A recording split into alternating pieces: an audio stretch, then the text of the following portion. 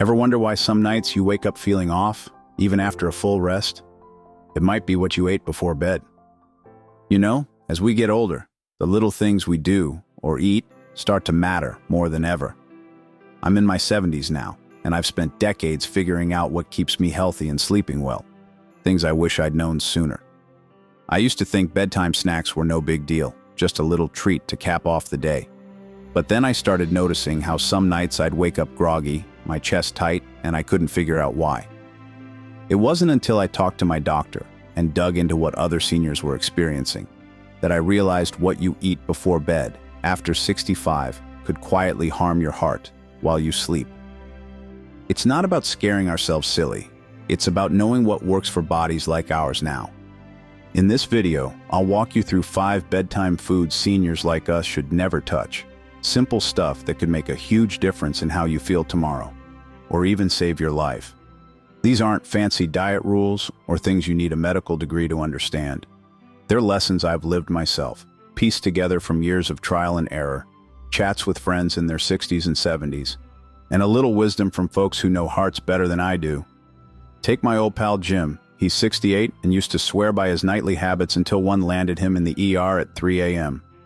I'll tell you more about him later, but trust me, you don't want to miss what he learned the hard way.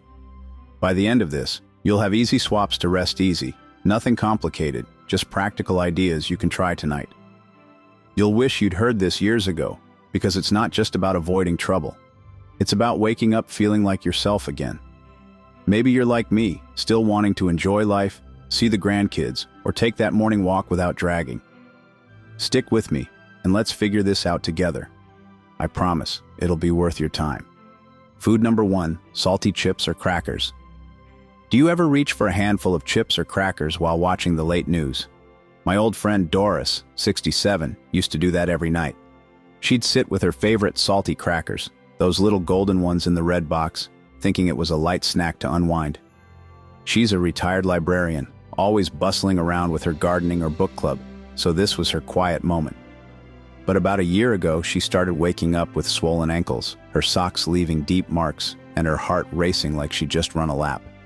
She brushed it off as getting older at first, but it got worse, nights where she'd sit up gasping, scared stiff. Finally, her doctor sat her down and asked about her evenings. When she mentioned those crackers, he nodded like he'd heard it 100 times. Turns out, Doris's little habit was hitting her harder than she ever guessed. Here's why it's a problem. Salty snacks like chips or packaged crackers are loaded with sodium, sometimes 300 milligrams in just a handful, more than a senior heart should handle late at night. After 65, our kidneys slow down, and our blood pressure gets fussier. At night, when it's supposed to dip and give your heart a break, all that salt can push it back up, making your ticker work overtime while you're dreaming. Doris didn't realize she was setting herself up for trouble. Her doctor even warned her it could have turned into something like heart failure if she'd kept going. What to do instead? Doris switched to a few unsalted almonds. She keeps a little jar by her chair now, or a slice of cucumber with a dab of hummus. It's still crunchy, still satisfying, and won't mess with your heart. I tried it myself one night when I was craving something savory, and it's honestly just as good. Plus, no puffy fingers in the morning. If you're a chip lover, you could even try air-popped popcorn with a sprinkle of garlic powder, no salt. It's cheap, easy, and keeps your evenings peaceful. Doris swears she sleeps deeper now. Her ankles thank her too. Why risk that late-night crunch turning into a wake-up call you don't want? Food number 2, chocolate treats.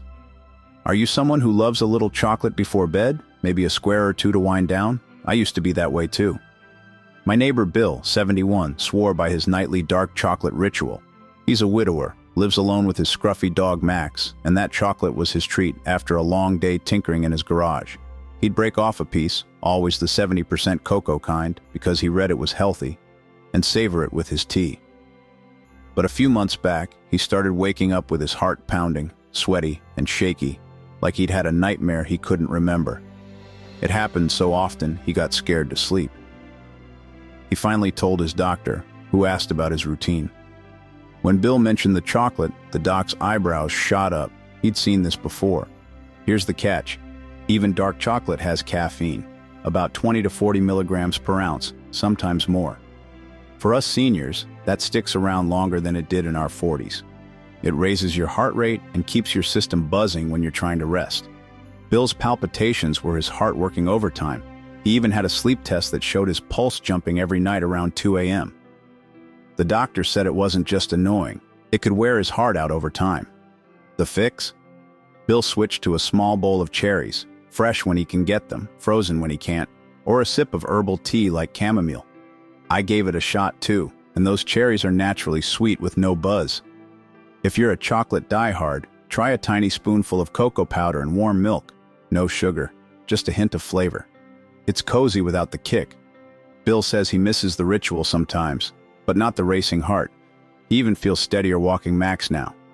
You could also nibble a few grapes if you've got them handy. Sweet, simple, and safe. Why let a little square of chocolate steal your sleep, or worse? Food number 3, spicy leftovers.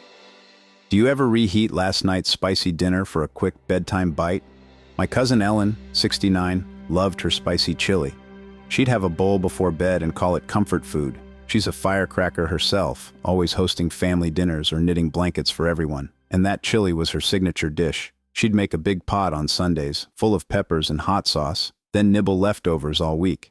But one night last winter, she woke up gasping, chest tight, hands clutching the blankets. She thought it was a heart attack.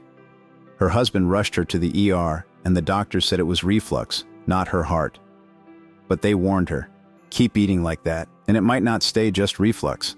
It was putting her whole system on edge.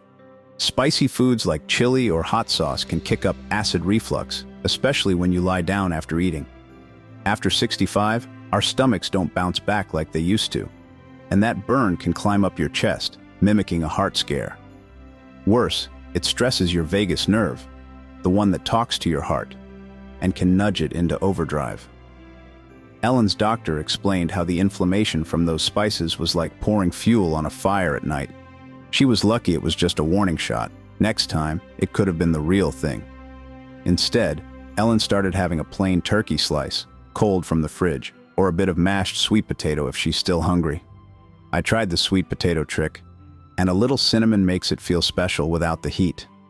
If you love flavor, try a mild soup, like carrot or butternut squash, warmed up with no spice. It's soothing and fills you up right. Ellen's back to her old self now. No more midnight panics. Her husband's relieved too. Why chance a spicy bite turning into a sleepless night or a trip to the hospital? Food number 4, ice cream or sugary desserts. Who doesn't love a scoop of ice cream to end the day? Sound familiar? Take my buddy Frank, 72. He'd have a bowl of vanilla ice cream every night thinking it was harmless. Frank's a retired mechanic, spends his days fishing or fixing up his old truck, and that ice cream was his reward. He'd sit on his porch, spoon in hand, watching the stars come out. Pure bliss. But then he started feeling jittery in his sleep, waking up clammy and restless. His morning blood sugar tests were a mess too, high one day, crashing the next. He mentioned it to his nurse during a checkup, and she asked what he ate before bed. When he said ice cream, she sighed and pulled out a chart. Frank was stunned to see what it was doing to him. Sugary stuff like ice cream sends your blood sugar soaring, then crashing, especially at night when your body's less ready to handle it. After 65, our insulin doesn't keep up as well, and those swings can strain your heart, even raise stroke risk if they get wild enough. Frank's nurse showed him how his treat was spiking his glucose to 180 within an hour, then dropping low by 4 a.m. No wonder he felt awful. He wasn't just tired, he was playing roulette with his health. Frank switched to a handful of berries, strawberries or blueberries, whatever's in season, or a teaspoon of peanut butter on a cracker. I tried the peanut butter one night, and it's creamy and sweet without the chaos. If you crave cold, freeze some grapes. They're like tiny popsicles, no sugar added. Frank's mornings are steadier now. He even caught a bigger fish last week. Says he's got more pep. Why let a scoop of ice cream mess with your golden years? Food number 5, a glass of wine or beer. Do you ever unwind with a little wine or beer before turning in? My friend Clara, 68, used to pour herself a glass of red wine every evening. Said it helped her relax. She's a painter, always up to her elbows in watercolors, and that wine was her signal to slow down. She'd sip it while flipping through art magazines, feeling classy and calm. But she started waking up tired, sometimes short of breath, like she'd run out of air. It got bad enough she saw a sleep doctor who hooked her up to a monitor one night. The results floored her. Her oxygen levels were dipping low, dozens of times an hour, all because of that harmless glass. Her doctor said she was lucky it hadn't turned into a stroke. She'd been rolling the dice without knowing.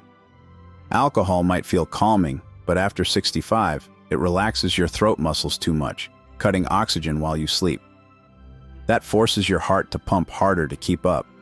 Clara's test showed her levels dropping 10 to 15% every night she drank. It's worse for us seniors because our lungs and hearts don't snap back like they used to. Her doctor called it a silent strain. She felt relaxed going to bed, but her body was fighting all night. Clara switched to a warm mug of tart cherry juice, says it tastes like a treat and helps her doze off. I've tried it too, and it's got a nice tang, feels fancy without the risk. If you like bubbles, a splash of seltzer with lemon works. No alcohol, just refreshing. Clara's painting brighter now, no more foggy mornings. Why let a nightcap steal your breath, or your next sunrise? These 5 foods might seem small, but dodging them could be the key to waking up refreshed, or waking up at all. I've seen it myself. Friends like Doris, Bill, and Clara turning things around with tiny tweaks. It's not about giving up what you love. It's about finding what loves you back at this stage of life. I've got more to share. These tips are just the beginning. If you like this, check out my next video on 10 foods that naturally eliminate insomnia. Click the link right here.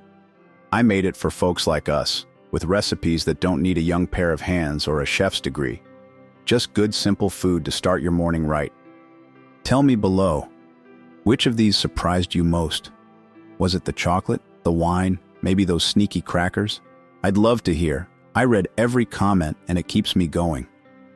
And if this helped you feel a bit safer tonight, hit that like button. It tells me I'm on the right track. Subscribe if you'd like. I'd love to keep sharing what's worked for me from one senior to another. Share this with a friend over 65 too. Maybe your sister who loves her chips, or that neighbor with a wine habit. It might just make their day, or give them a few more to enjoy. One last thought. I used to think bedtime was just about winding down, but now I see it's about setting up for tomorrow.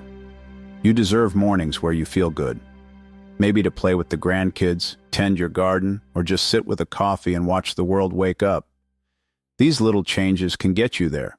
Let's keep looking out for each other. See you in the next one.